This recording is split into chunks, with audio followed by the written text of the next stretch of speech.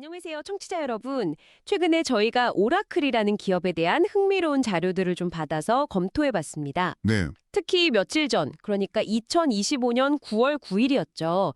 실적 발표 후에 주가가 크게 움직이면서 관심들이 많으신 것 같아요. 맞습니다. 그래서 오늘은 저희가 입수한 자료들을 토대로 오라클이 이 AI 시대를 맞아서 어떻게 변화하고 있는지, 또 앞으로 전망은 어떨지 핵심만 좀 깊이 파헤쳐보려고 합니다. 네, 좋습니다. 기술 트렌드나 투자 관점에서 오라클 보시는 분들께는 오늘 저희 얘기가 꽤 유익할 거라고 생각합니다.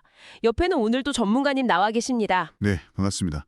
오라클 하면 보통 데이터베이스, DB 강자 이미지가 아주 강했죠. 그렇죠. 물론 지금도 DB는 오라클의 핵심입니다. 그런데 최근에 클라우드, 특히 AI 인프라 쪽에서 정말 무서운 성장세를 보여주면서 시장 평가가 확 달라지고 있어요.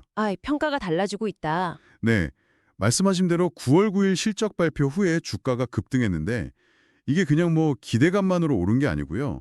실제 클라우드 매출이 늘었고 또 RPO라고 부르는 거 이게 폭발적으로 증가한 게 뒷받침되고 있습니다. RPO요? 그게 뭐죠? 네, 잔여 수주 이행 금액이라고 하는데요. 앞으로 발생할 계약 금액 총액입니다. 오늘 이 변화의 실체를 한번 자세히 들여다보시죠. 네, 좋습니다. 그럼 가장 뜨거운 소식부터 바로 시작해보죠. 9월 9일 발표된 오라클 실적. 클라우드 서비스 매출이 전년 대비 28%나 늘었다고요? 네, 상당한 성장세죠. 그런데 시장을 더 놀라게 한 건 사실 따로 있습니다. 아, 그래요? 바로 RPO, 잔여 수주 이행 금액입니다. 이게 무려 4,550억 달러, 우리 돈으로 환산하면 대략 600조 원 규모로 치솟았다는 거예요. 600조 원이요? 어마어마하네요. 그렇죠. 이 RPO라는 게 이미 계약은 맺었는데 아직 서비스를 제공하거나 제품을 납품하지 않아서 미래의 매출로 잡힐 돈이거든요. 이게 이렇게 크다는 건 오라클이 앞으로 몇 년 동안은 정말 안정적으로 성장할 수 있는 그런 강력한 동력을 확보했다는 뜻입니다. 와. 시장이 이제 오라클을 그냥 옛날 소프트웨어 회사가 아니라 AI 시대를 이끌어갈 핵심 인프라 공급자로 보기 시작했다. 이런 명백한 신호라고 할 수 있겠습니다. 600조 원 규모의 미래 먹거리라. 정말 대단한데 혹시 이렇게 RPO가 갑자기 급증한 특별한 이유가 있을까요? 네, 결정적인 계기가 된 걸로 보이는 보도가 있었어요. 월스트리트 저널이 9월 11일, 테크크런치는 그보다 하루 전인 9월 10일에 보도했는데요. 네. 바로 오픈 AI하고 오라클 사이에 초대형 클라우드 계약설이 있다는 내용입니다. 오픈 AI라면 챗GPT 만든 그 회사요? 맞습니다. 계약 규모가 5년간 무려 3천억 달러, 우리 돈으로 약 400조 원 정도로 추정되고 있어요. 400이요? 와. 물론 아직 양쪽에서 공식적으로 확인해 준 건 아니고요. 실제 계약 이행 시점, 아마 2027년 이후가 될 거란 전망이 많긴 합니다만 또 구체적인 조건 같은 것에는 좀 불확실성이 남아있긴 해요. 그렇군요. 하지만 이 뉴스 자체가 오라클의 AI 인프라 역량에 대한 시장의 기대감을 그냥 폭발시킨 거죠. 기폭제가 된 겁니다. 실적도 좋은데 오픈 AI 같은 거대 기업과의 계약설까지 나오니까 기대감이 정말 최고조에 달했겠네요. 그렇죠. 그럼 오라클이 도대체 어떻게 이런 변화를 만들고 있는지 회사의 사업 구조를 좀 더 자세히 들여다볼 필요가 있겠습니다. 사실 오라클 하면 1977년에 레리 앨리슨이 창업한 이후로 데이터베이스 시장의 절대 강자 이런 이미지가 워낙 강했잖아요. 네, 맞습니다. 오라클의 뿌리는 데이터베이스죠. 관계형 데이터베이스, RDBMS 시장을 거의 장악했었고 2000년대에는 피플소프트나 썬마이크로 시스템즈 같은 굵직한 회사들을 인수하면서 몸집을 불렸습니다. 썬도 인수했었죠. 자바 만든 회사. 네.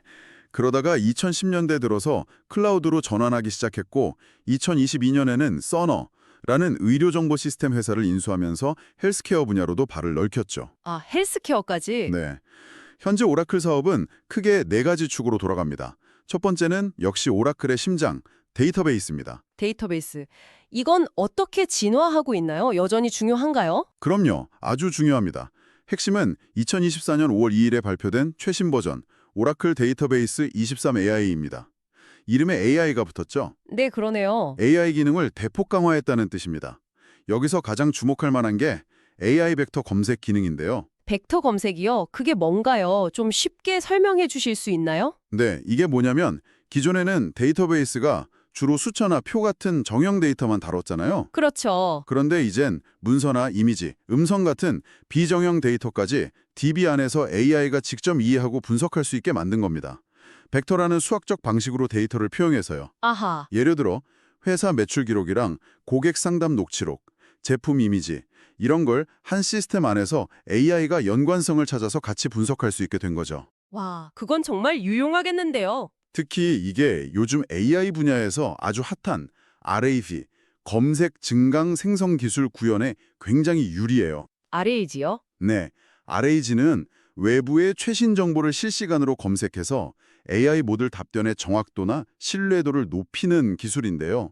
DB23AI를 쓰면 데이터를 굳이 다른 데로 옮길 필요 없이 기존 DB 안에서 바로 이 RAG를 구현할 수 있다는 큰 장점이 있습니다. 데이터를 옮기지 않고 바로 AI 분석이 된다는 점, 그게 핵심이겠네요. 알겠습니다. 그럼 두 번째 사업 축은 뭔가요? 두 번째는 애플리케이션, 즉 SaaS입니다. 서비스용 소프트웨어죠. 아, 구독형 소프트웨어? 네, 기업 운영에 필요한 핵심 업무 프로그램들을 클라우드 구독 방식으로 제공하는 겁니다. 대표적으로 퓨전 클라우드 앱스가 있어요. 여기에 뭐 재무회계, ERP, 인사관리, HCM, 공급망 관리, SCM 같은 게 다 포함되어 있고요. 중소기업을 위한 네트스위트도 아주 유명하죠. 네, 들어본 것 같아요. 기업 입장에서는 직접 소프트웨어 사고 설치하고 관리할 필요 없이 그냥 월 사용료만 내면 되니까 편리하죠.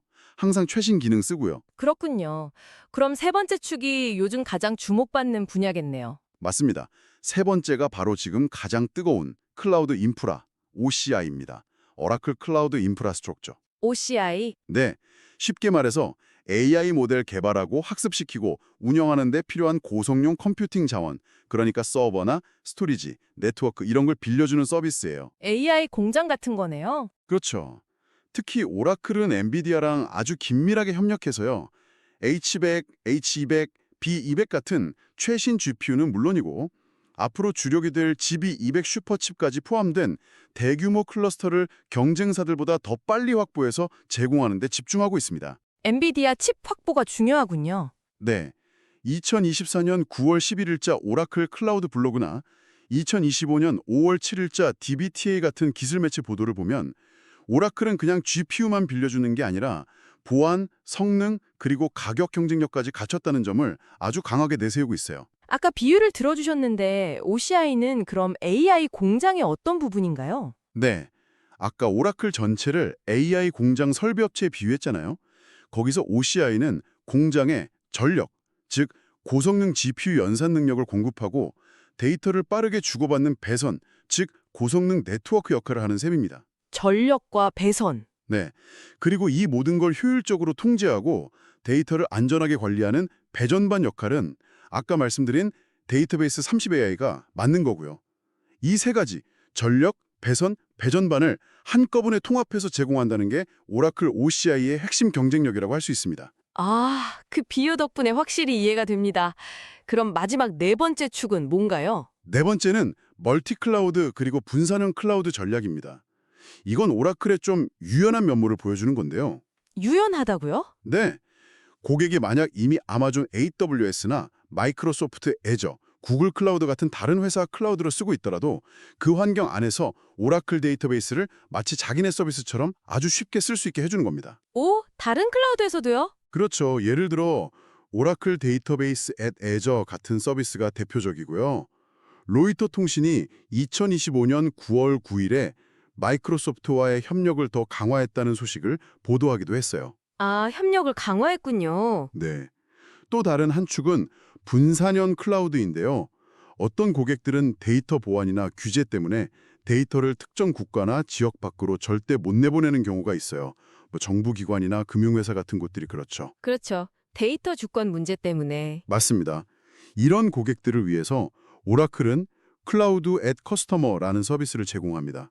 이게 뭐냐면 고객의 자체 데이터 센터 안에다가 오라클 클라우드 하드웨어랑 소프트웨어를 그냥 통째로 가져다 놓고 오라클이 원격으로 관리해주는 방식이에요. 고객사 안에 오라클 클라우드를 설치해준다. 네, 그러면 고객은 데이터 주권을 지키면서도 오라클 클라우드의 장점은 그대로 누릴 수 있게 되는 거죠. 상당히 흥미로운 방식이네요. 네, 정리하자면 오라클은 강력한 자체 DB 기술을 바탕으로 AI 시대에 꼭 필요한 고성능 클라우드 인프라, OCI를 제공하면서 동시에 다른 클라우드와도 잘 지내고 멀티 클라우드, 또 고객 상황에 맞춰서 원하는 곳에 설치, 분산형 클라우드까지 해주는 굉장히 입체적인 전략을 쓰고 있다. 이렇게 볼 수 있겠습니다. 네, 오라클의 변신과 현재 사업 구조가 아주 명확하게 그려집니다. 그럼 이제 시선을 시장 전체로 한번 돌려보죠. 이 어마어마한 클라우드 시장에서 오라클의 지금 위치는 어느 정도인가요? 경쟁이 정말 치열할 것 같은데요. 네, 클라우드 인프라, 즉 IaaS 시장은 정말 거대하고 또 아주 역동적입니다. 시장조사 기관인 시너지 리서치가 2025년 7월 31일에 발표한 자료나 피어스 네트워크의 8월 4일자 보도를 보면요. 2025년 2분기 전 세계 IaaS 시장 지출액이 분기 기준으로만 거의 990억 달러, 우리 돈으로 130조 원에 육박했어요. 분기에 130조 원이요? 와. 네, 전년 대비 성장률도 한 24에서 25% 수준으로 팬데믹 이후에 좀 주춤했던 성장세가 다시 회복되는 모습입니다. 시장 자체가 엄청나게 크고 또 성장하고 있군요. 이 시장에서 오라클의 파이는 그럼 어느 정도 되나요? 텔레콤 페이퍼가 2025년 8월 1일에 시너지 리서치 자료를 인용해서 보도한 내용이나 CRN이라는 매체의 8월 7일자 분석 등을 종합해보면요. 2025년 2분기 기준으로 오라클의 전 세계 클라우드 인프라, 여기엔 IaaS와 파스를 합친 겁니다. 이 시장 점유율이 약 3% 수준으로 추정됩니다. 3%면 아직 좀 작아 보이는데요. 그렇죠. 절대 강자인 아마존 웹서비스 AWS가 한 30에서 31% 정도고요. 마이크로소프트 애저가 20%대 중반, 구글 클라우드가 10%대 초반을 차지하는 이른바 빅3랑 비교하면 아직 격차가 꽤 크죠. 네, 격차가 상당하네요. 하지만 중요한 건 이 3%라는 점유율로 오라클이 이미 구글 다음엔 4위권 혹은 IBM과 함께 5위권 그룹에 진입했다는 거고요. 또 성장률 면에서는 이 빅3를 앞서는 아주 가파른 상승세를 보이고 있다는 점입니다. 아, 성장률이 높군요. 네. 그래서 시장에서는 가장 빠르게 성장하는 추격자다 이렇게 평가를 받고 있어요. 점유율은 아직 낮지만 성장세가 무섭다. 그럼 오라클이 이렇게 추격할 수 있는 차별점, 무기는 뭐라고 봐야 할까요? 앞에서 설명해 주신 그런 기술들일까요? 그렇습니다. 단순히 점유율 숫자만 보면 아직 갈 길이 멀어 보이지만 오라클의 경쟁 우위는 분명히 있습니다. 첫째는 아까 강조했던 데이터베이스 23AI의 AI 벡터 검색 기능이죠. 데이터를 옮기지 않고 AI 분석이나 RAG 구현이 가능하다는 거, 이건 기업 고객에게 정말 큰 매력입니다. 네, 확실히 강점일 것 같아요. 둘째는 압도적인 규모의 RPO입니다. 4,550억 달러, 약 600조 원이라는 숫자는 그냥 기대감이 아니라 실제 계약으로 확보된 미래 성장성을 보여주는 강력한 증거예요. 네, 실탄이 확보된 셈이군요. 그렇죠. 셋째는 최첨단 GPU 클러스터를 남들보다 빨리 확보하는 능력입니다. 엔비디아와의 끈끈한 파트너십을 통해서 최신 AI 칩을 대량으로 확보하고 있다는 점, 이거 AI 인프라 경쟁에서 아주 중요한 요소거든요. 네, GPU 확보 전쟁이라고도 하니까요. 맞습니다. 넷째는 개방적인 멀티 클라우드 전략입니다. 고객이 특정 클라우드에 갇히지 않도록 유연성을 제공하는 접근 방식도 시장에서 꽤 긍정적인 평가를 받고 있습니다. 기술력, 실제 계약 성과, 핵심 자원 확보 능력, 그리고 유연한 전략까지 오라클의 추격 동력이 아주 선명해 보이네요. 자, 그럼 이제 투자자 관점에서 오라클을 좀 더 냉정하게 분석해 볼 시간인 것 같습니다. 매력적인 부분이 많은 만큼 위험 요인, 리스크도 분명히 있을 텐데요. 네, 투자 관점에서 보면 강점과 약점, 또 기회와 위험 요인이 명확하게 보입니다. 먼저 강점은 방금 말씀해 주신 내용들이죠. DB23AI 기반의 기술 우위, AI 학습과 추론에 필수적인 대규모 GPU 클러스터 조달 및 운영 능력, 그리고 특정 클라우드에 얽매이지 않는 멀티 클라우드 전략의 유연성, 이게 오라클의 핵심 경쟁력이라고 할 수 있습니다. 네. 특히 데이터베이스 기술은 한번 쓰기 시작하면 다른 걸로 바꾸기가 정말 어렵거든요. 이른바 락인 효과가 있어서 안정적인 수익 기반이 될 수 있다는 점도 큰 강점입니다. 그렇다면 약점이나 투자할 때 좀 주의 깊게 봐야 할 리스크는 어떤 것들이 있을까요? 역시 가장 먼저 꼽히는 건 빅3에 비해 여전히 낮은 시장 점유율입니다. 3%가 물론 의미 있는 성과지만 규모의 경제라든가 생태계 영향력 면에서는 아직 갈 길이 멀죠. 점유율을 끌어올리려고 경쟁하다 보면 수익성에 좀 압박이 올 수도 있고요. 네, 점유율 경쟁. 두 번째는 막대한 설비 투자, 캐펙스 부담입니다. AI 인프라 경쟁에서 뒤처지지 않으려면 정말 천문학적인 돈을 쏟아 부어야 하는데요. 인베스터스 비즈니스 데일리 IBD가 9월 10일에 보도한 바에 따르면 오라클 경영진이 2026 회계연도에 캐펙스로 350억 달러, 우리 돈으로 약 46조 원을 쓸 계획이라고 언급했어요. 46조 원이요? 1년에요? 와. 네, 엄청난 규모죠. 이게 단기적으로는 회사 현금 흐름에 부담을 주고 이익률을 좀 깎아먹을 수 있다. 이런 우려가 나옵니다. 투자 부담이 상당하군요. 그리고 마지막으로 아까 잠깐 언급했던 오픈 AI와의 초대형 계약 이행에 대한 불확실성입니다.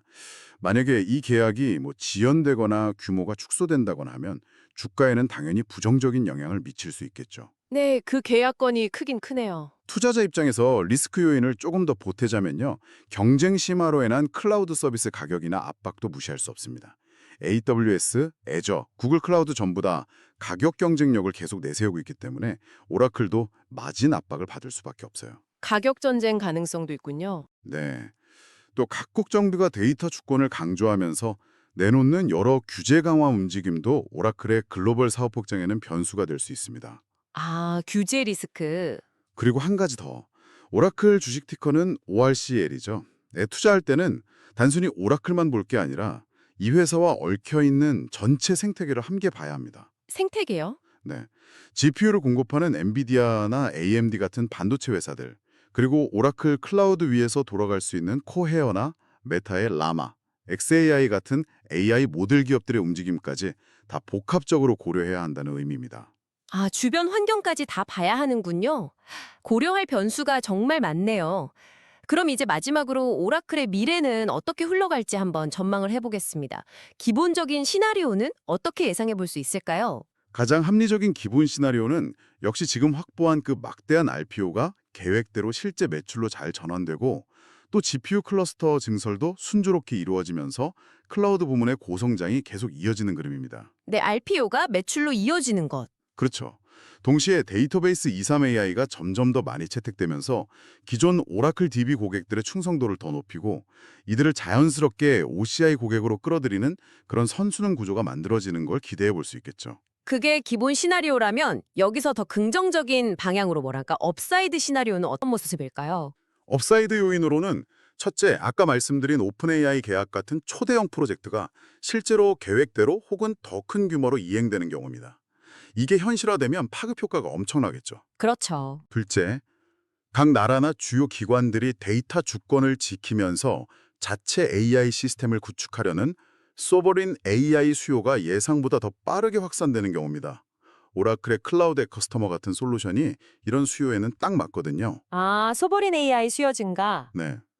셋째는 엔비디아의 차세대 칩, 블랙웰이나 GB200 슈퍼칩 공급이 아주 원활해져서 GPU 부족 현상이 해소되고 가격도 좀 안정된다면 오라클의 수익성 계산에도 꽤 긍정적인 영향을 줄 수 있습니다. 반대로 우리가 좀 주의해야 할 리스크, 다운사이드 시나리오는 어떤 게 있을까요? 물론 있습니다.